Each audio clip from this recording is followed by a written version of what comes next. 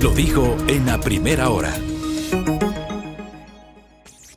Muy bien, seguimos 7 de la mañana con 41 minutos. Estamos reportando desde la ciudad de Guayaquil, obviamente acá también haciendo noticia, generando nuestras entrevistas. Más adelante estaremos dialogando con Jimmy Jairala, candidato a la alcaldía del puerto principal por su movimiento Centro Democrático. Después Gonzalo Albán Molestina, también guayaquileño, quien aspira a ocupar uno de los puestos, de los 7 puestos principales en el futuro Consejo de Participación Ciudadana y Control Social.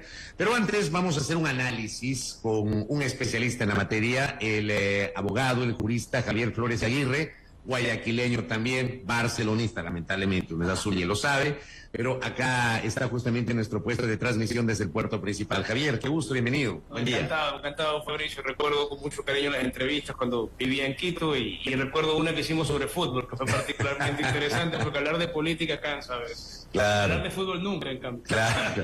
Bueno, pero diciembre estuvimos ahí hablando de fútbol. Yo creo que ya llegó un poquito a botagar, ¿no? Claro. Luego vino Navidad, fin de año y bueno. Ahora empezamos con la campaña electoral propiamente dicha, que fue ayer.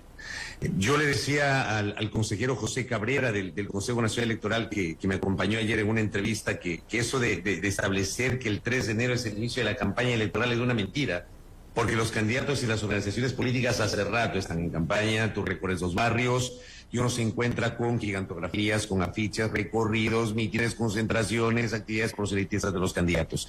Pero, ¿qué debería pasar en este menos de mes, porque ya estamos 4 y la campaña se termina el 2 de febrero? ¿Qué se avisora en el horizonte? ¿Cómo le ve Javier Flores justamente el desarrollo de esta campaña?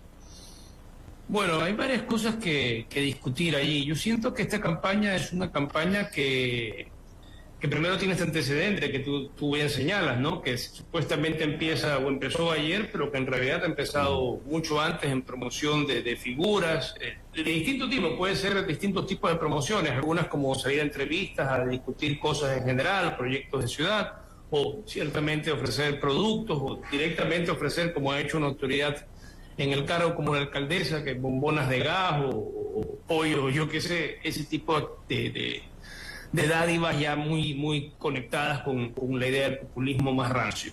Pero en ese sentido yo creo que lo que tenemos y lo que primero nos debería llamar la atención es que hay un CNE que no tiene una fortaleza para hacer cumplir las normas, porque no es que no existan normas que regulen esta actividad pre-campaña, y de hecho se supone que hay sanciones que deberían aplicarse para estos casos. Lo que ocurre es que el Consejo Nacional Electoral en este, como en muchos otros temas, no tiene la capacidad operativa, no tiene el recurso humano, no tiene tal vez la voluntad política en algunos casos, y en algunos casos sí la tendrá y en demasía, porque eso es parte de la justicia selectiva que se aplica aquí, también ocurre en el ámbito electoral, o ha ocurrido en el ámbito electoral, pero que ciertamente en el caso del CNE a mí me deja muchísimas dudas sobre su capacidad de control, porque a juzgar por la opinión vertida por uno de los consejeros en estos días, pues no tienen la capacidad para regular y sancionar. Para regular sí, de hecho eso sería más o menos sencillo, y entiendo que más allá de que se dice que hay algún tipo de vacío legal, sí que hay normativa sobre este tema. Lo que hace falta en todo caso es la voluntad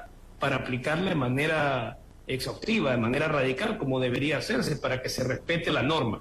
Y en esto quiero ser bastante enfático, porque realmente no es el único problema del control de la propaganda electoral. Hay controles de financiamiento electoral que han sido destacados por organismos internacionales en repetidas ocasiones. Las misiones electorales de la OEA han hecho mucho énfasis en ese tema en las distintas veces que han acompañado procesos y han indicado que hay graves problemas en términos de acceso de las facilidades de acceso al fondo de promoción, como asimismo la falta de controles para los aportes de privados a la campaña electoral. Pero, por ejemplo, a mí me resulta raro, por decirlo menos, que el Consejo Nacional Electoral no se haya dado cuenta, y es cuestión de pasar de Guayaquil a Durán o de Guayaquil a La Puntilla y ver el puente de unidad nacional. O sea, era cuestión de hacer. A vista de todo el mundo, el puente estaba plagado de publicidad electoral de varias candidaturas antes del 3 de enero. Y resulta que el CNE no se dio cuenta, y quien termina retirando la publicidad del último fin de semana fue el Ministerio de Transporte y Obras Públicas. Yo no lo entiendo. Es que no se entiende, y es muy peligroso, porque para mí estamos en un momento que puede ser un parteaguas de la historia política del Ecuador, porque estamos en un momento de crisis de violencia sumamente grave. El año 2021 explotó en las cárceles, con una situación nunca antes vista, más allá de que las cárceles siempre han sido un espacio muy problemático de manejo del Estado. Lo que ha ocurrido el año 2021 con las masacres que allí hubo fue algo extraordinario en la historia del Ecuador y realmente salvaje para todo registro. El año 2022 esa violencia salió de las cárceles y se la trasladó a las calles y vivimos el año más violento de la historia del Ecuador desde que existen registros, y seguramente descontando algún periodo de guerras civiles, tipo la guerra de los 4 días o la guerra civil, por ejemplo, cuando quiso Alfaro volver a tomar el poder después de que renunció y se eligió Estrada. Habrán casos o episodios que uno puede decir ahí murieron 3.000 personas o 2.000 personas en una sentada, en unos cuantos días, pero fuera de esos episodios de guerra civil y de extremada violencia concentrada en un corto periodo de tiempo, lo que ha ocurrido, sangre que ocurrió en el 2022 con más de 4.500 muertos, con una tasa aquí en Guayaquil de 46.6 muertos por cada 100.000 habitantes, según creo recordar, es realmente llamativo. Y lo que siento es que si no hay controles, este tipo de actividad delictiva que está asociada con esta violencia, que es el narcotráfico, también puede ingresar a la arena electoral, y lo va a hacer de una manera que va a ser tremendamente perjudicial para la democracia del país, porque vas a tener agentes políticos que han sido financiados por el narco, que van a tener control sobre muchas de las personas que tengan incidencia en las políticas públicas. Pero eso es real. O sea, Javier Flores podría tomarle la palabra al presidente de la República cuando dice: tenemos evidencias, estamos convencidos de que hay candidatos financiados por el narcotráfico. Pero el presidente no dice quiénes, no ha presentado una denuncia formal, y yo la semana anterior decía en mi espacio de opinión: a ver, presidente, si usted tiene pruebas, preséntelas ante la Fiscalía y ante la función electoral para hay que impedir que los dineros ilícitos penetren en la campaña, pero no lo hace. ¿Tú crees que el narcotráfico está presente en la campaña? A ver, no puedo afirmar algo tan rotundo, no me corresponde a mí, no soy el agente de control que tendría que tener esa información y que eventualmente difundirla y obviamente tomar medidas para contrarrestar aquello, pero sí soy un agente crítico que observa que existe un incremento de esa actividad que está bastante enraizada, particularmente en Guayaquil, que tiene vínculos evidentemente con el narcotráfico de otras partes donde esto ya ha ocurrido. Recordemos que hay vínculos con México, y en México estas prácticas no han sido extrañas, de hecho han ocurrido en varios estados de ese país, y ciertamente no veo por qué no podrían pasar en un país que tiene las condiciones muy favorables para ello. Recordemos los altos índices de corrupción que tiene el Ecuador y la permeabilidad a la corrupción de muchísimas de las instituciones, incluyendo las instituciones de control, sean civiles o incluso de la fuerza pública. Entonces, tomando en cuenta ese escenario y tomando en cuenta cómo esa actividad ha permeado otras áreas, no veo extraño que pueda ingresar a esta otra. Además, es seguir un patrón, si lo pensamos. Esto ya ha ocurrido en otros países que han tenido este problema, y se da la ocasión, que ahora se abre este periodo electoral, tal vez haya la ocasión para que estos grupos hayan incidido en ciertas candidaturas, reciban ese financiamiento, que es lo que te comentaba hace un rato, que lo señalaba muchas veces la misión de la OEA. La misión de la OEA era muy enfática en la falta de controles eficaces en el tema de financiamiento. ¿Qué puede ocurrir con el vínculo del narco con la política? Precisamente el tema de financiamiento, financiar candidaturas de ciertos actores que luego van a tener una funcionalidad para esos grupos de poder. Y eso, ya te digo, como ha ocurrido en otras partes, veo que puede ocurrir aquí, como está presente el narcotráfico, la forma como está circulando el dinero en esta sociedad, por el movimiento que genera esta actividad delictiva, pues ciertamente lo veo como una posibilidad. Además, conversando con algunas personas que hacen periodismo y que trabajan en el territorio, ya hay una presencia muy fuerte de los narcos, incluso para determinar quiénes pueden ejercer ciertas actividades en ciertos espacios que ellos controlan. Porque hay que recordar, ya el Estado ecuatoriano ha perdido su soberanía en algunas partes del territorio. Hay lugares en los cuales la policía no entra. Empezando por las cárceles, ¿no? Empezando por las cárceles, que es el espacio que típicamente debe ser de control del Estado. Para otros, en un país civilizado, es totalmente impensable que los reos tengan las llaves de sus propias celdas y que puedan organizar fiestas como se hace aquí por la cara de los funcionarios, invitando gente de otros lados con fuegos artificiales, divirtiéndose a lo grande, ¿no? Eso ya nos dicen en la cara que están en control de la situación y que el Estado es un parapeto. Y siendo así, y siéndolo en el ámbito del control de las cárceles, que debería ser un ámbito en el cual el control debería ser extremado, pues ciertamente uno se queda con la impresión de que hay un espacio vulnerable en el tema electoral, y ojalá que me equivoque, pero puede ser un parteaguas de la forma como se haga política, al menos por un tiempo. Yo insisto que todos los fenómenos sociales, tienes políticas públicas que pueden contrarrestarlo. Es cuestión de organizarse y hacerlo mejor. pero ciertamente la forma como se ha conducido el país, cómo se ha conducido esta ciudad en el tema, porque hay que entender, esta ciudad es el lugar, el puerto desde el que sale la droga para que las narices en Europa estén contentas. Pero ese hecho de que esto se haya convertido así es un fenómeno que tiene que ver con más de 30 años de exclusión y de olvido de sectores populares. Ahora bien, todo ese periodo sociocristiano incluido, todo. Ya vamos a hablar de eso, pero a ver, y ya metiéndonos en la campaña, ayer en Espacio de Noticias pudimos entrevistar a Blasco Peñerrera Solá de Market, y él decía, según la última encuesta de Market, efectuada entre el 25 y el 29 de diciembre, me parece, se habla de un nivel de indecisión, para hablar de Guayaquil, donde estamos ahora mismo, del 55.5%. El 56% de guayaquileños encuestados no ha decidido por quién votar. ¿Cómo mira Javier Flores ese fenómeno a un mes de las elecciones? El domingo 5 de febrero, en un mes y un día estaremos votando, pero este porcentaje del 56% ¿es normal a tan poco tiempo de las elecciones? No, yo creo que es producto de un desgaste. Yo creo que Guayaquil es una ciudad que durante mucho tiempo vivió una fantasía, vivió una delusión. La idea de que era una ciudad que estaba enfrentando bien las circunstancias de su desarrollo. El modelo exitoso era una fantasía. Era una fantasía. No era una realidad. No. Y de hecho ya no hay quien le diga exitoso.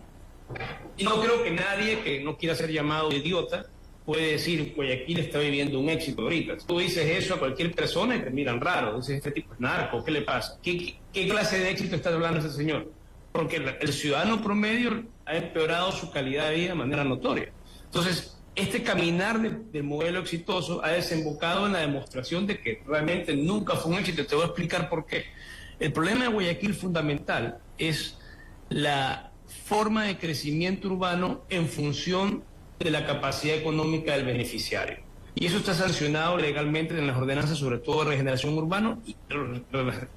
urbana, y es parte de la política pública de la alcaldía de Guayaquil, al menos durante todo el periodo socialcristiano.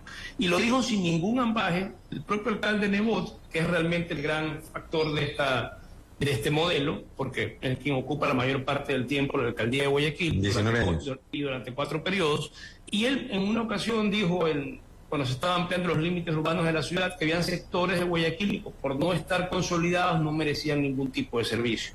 Ninguno, o sea, que no le iba a dar ni un metro de alcantarillado, nada de agua potable a los sectores que iban más allá de una línea imaginaria que él trazaba acerca de voluntad de Dios. Esto no es ninguna invención y está en un Monte Sinaí me parece que era el ejemplo, ¿no? Monte Sinaí está incluido en ese sector. Todo eso que va hacia el oeste incluye Monte Sinaí. Al punto que en el caso de Monte Sinaí tuvieron que aprobar una ley en la Asamblea el año 2003, para determinar que Monte Sinaí sí es Guayaquil. Así es. Pero esa es parte de la trampa socialcristiana. Los socialcristianos, cuando te dicen que ya tienen el 90 y pico % de agua potable o alcantarillado, que lo viven diciendo, es extraordinario que siempre hagan obras de agua potable, pero siempre se mantengan en el mismo porcentaje en el curso del tiempo. Esa magia ocurre porque tradicionalmente los socialcristianos, para reclamar los fondos al gobierno central, sí te toman en cuenta todo el mapa urbano de Guayaquil, pero para hacer obras dividen entre los sectores que están consolidados y los que no están consolidados. Y los que no están consolidados no merecen esos servicios hasta que se consoliden por un tema de economía.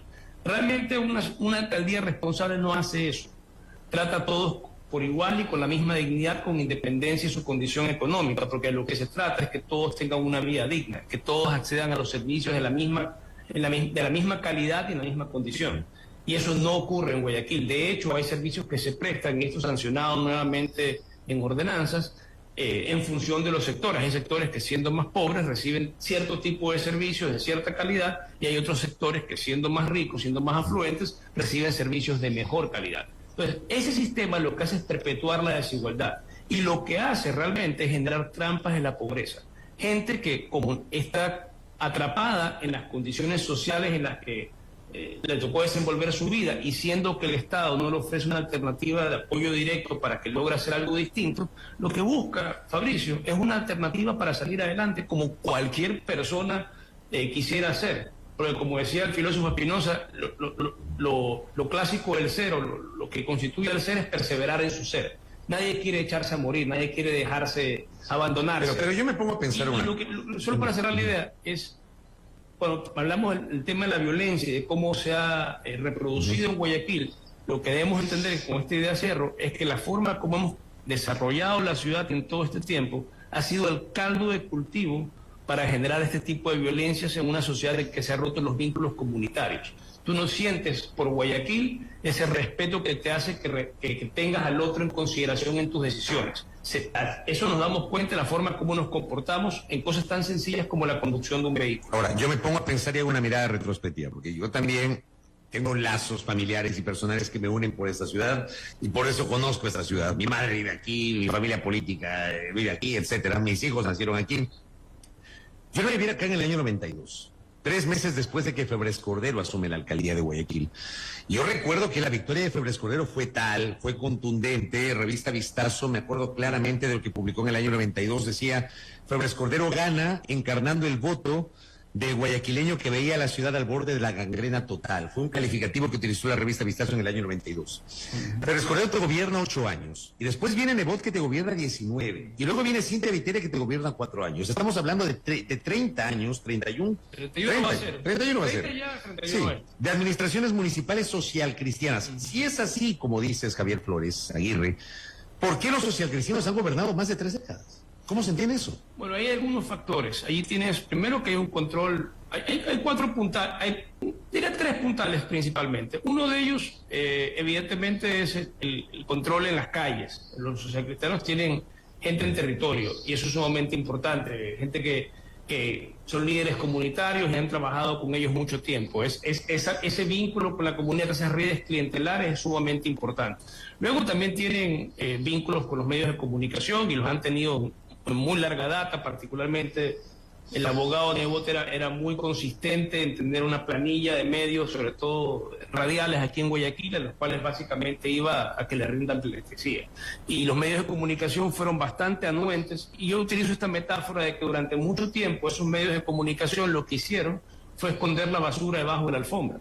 Y lo que ha ocurrido con Guayaquil en estos últimos dos años, principalmente la pandemia, pero en el tema social, en el tema de la violencia, es que ahora esa basura escondida bajo la alfombra, que te digo que es el caldo de cultivo que se ha producido durante años y años para que se genere, hoy en día hay grupos de crimen organizado que han levantado esa alfombra y han prendido un ventilador gigante y tiran esa basura sobre la gente. Entonces los guayaquileños estamos basureados por este crimen organizado, pero porque se ha guardado mucho tiempo esa basura que los propios medios no discutieron sobre muchos aspectos de la ciudad. Sobre eso que te digo, de la forma como se construye la ciudad, nadie habla. El tema de que Guayaquil tenga y yo, perdón que siempre mete este tema, pero para mí es clave, el tema de las inundaciones. Hemos creado una ciudad muy irresponsable en términos de crecimiento urbano porque ha favorecido la impermeabilización del suelo,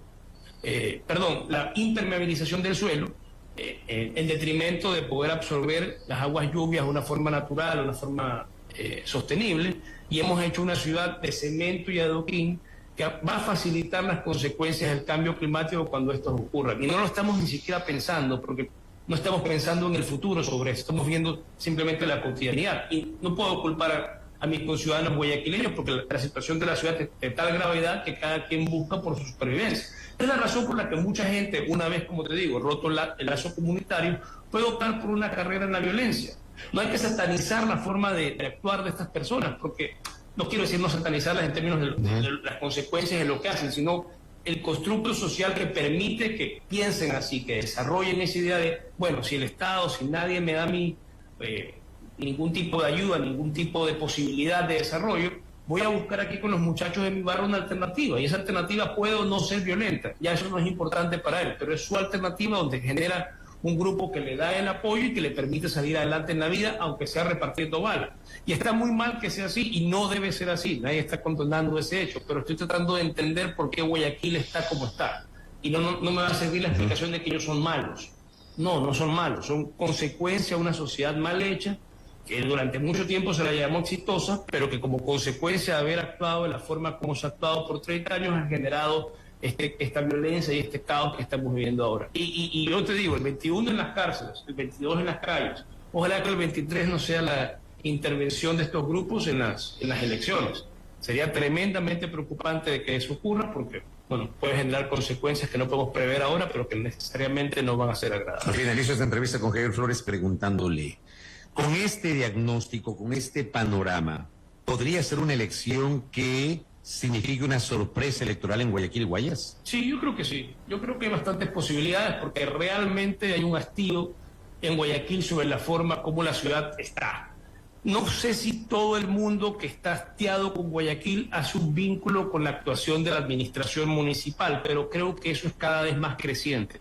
Y hay que recordar algo fundamental. Viteri no es Nebot.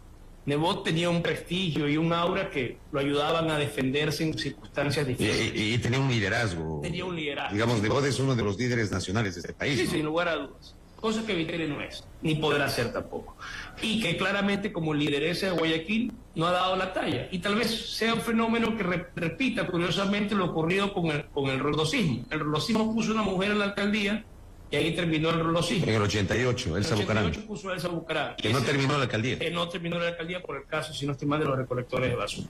Y mucho tiempo después ocurrirá que el Partido Social Cristiano haya puesto a esta mujer a la alcaldía y que tal vez sea su fin de curso después de más de 30 años de dominio de una ciudad. Pero es que realmente hoy en día las cosas no se le han presentado bien. Ni ella es una candidata sólida, ni está en una posición buena porque no se puede ofertar como el cambio, porque ella en sí misma representa la continuidad lanzada a la reelección, pero tampoco puede representar la continuidad de un modelo que ya está roto. Ya no puedes decir yo represento el modelo exitoso. ¿Sabes quién fue el último que dijo eso? Nebot en octubre del 2019, cuando quería que los indios se queden en el páramo. Allí salió todavía a decir en ese discurso en el 9 de octubre que había que defender lo que hemos conseguido, que hay un modelo exitoso, que se ha venido camellando durante 29 años. Hasta él. Pero ya después de la pandemia, con todo lo que ocurrió, más allá de que ahora quieren hacer un lavado de cara de ese genocidio que fue la pandemia claro. Aquí en Guayaquil. Y lo de la pista, el cierre de la pista. El cierre de la pista, que fue una necesidad sin nombre. Pero siento que no tiene ni mucho menos esta candidata la fortaleza como para enfrentar, más que la fortaleza para enfrentar, tiene unas condiciones muy difíciles que enfrentar y la hacen ponerse a la defensiva sobre muchos temas, sin poder representar la continuidad del éxito ni la posibilidad del cambio. Entonces es un escenario muy incómodo para ella, donde buenos candidatos que presenten nuevas ideas y que logren consolidar la alternativa del cambio en su propuesta, en su imagen, en su postulado, creo que pueden tener una posibilidad muy importante. Y ese número que tú mencionaste, de 55, 56% de indecisión, eso es un subproducto del hastío del ciudadano guayaquileño. Yo creo que en otra época el número de indecisos era mucho más bajo y seguramente el número de personas consolidadas a favor de una candidatura social cristiana era mucho más alto. Sería un fenómeno interesante de estudiar, pero estoy seguro que el número de indecisos de esta ocasión debe ser el más alto de las 7 elecciones precedentes a esta que vamos a tener. Claro, y eso en Guayaquil. Cristianas, ¿no? Claro. En el 92 han habido 7 elecciones. Eso en el caso de Guayaquil. En el caso de Quito, decía Blasco Peñarrera, 73.3%. Impresionante. Javier, gracias por el tiempo. Tremendo, ¿eh? Tremendo. Gracias, muy amable. Gracias a Javier Flores Aguirre, que ha estado con nosotros acá conversando y haciendo un análisis del inicio de la campaña. Primera plana. Todas las noticias, todas las voces.